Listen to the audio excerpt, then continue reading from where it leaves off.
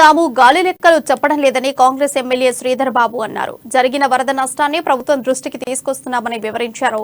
ఒక్క మంతనిలోనే 5200 ఎకరాల పంట నష్టం జరిగిందని, ఇంకా వ్యవసాయ శాఖ అధికారులు నష్టాన్ని అంచనా వేస్తున్నారని ఫైర్ అయ్యారు.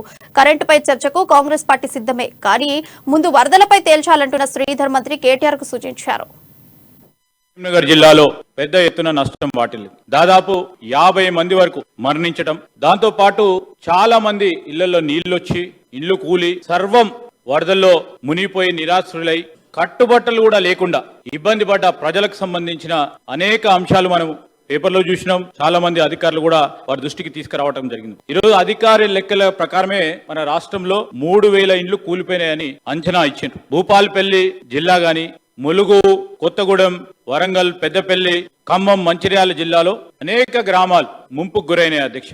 పాక్షికంగా అయినాయి. మరి ఈ రోజు భూపాలపల్లి చూస్తే మరి మోరెంచపల్లి గాని, కొండాయి గ్రామాలకు సంబంధించి పూర్తిగా ముంపుకు గురి కావటం మనం ప్రత్యక్షంగా చూసాం అధ్యక్ష. ఈ రోజు మనము చూస్తా ఉంటే రైతులకు సంబంధించి భారీ ఎత్తున నష్టం, చాలా పంట పొలాల్లో ఇసుక మేటలు పెద్ద ఎత్తున వచ్చి ఇబ్బందికరమైన పరిస్థితుల్లో ఈ రోజు రైతు సోదరుడు ఇబ్బంది పడతా ఉన్నాడు అధ్యక్ష.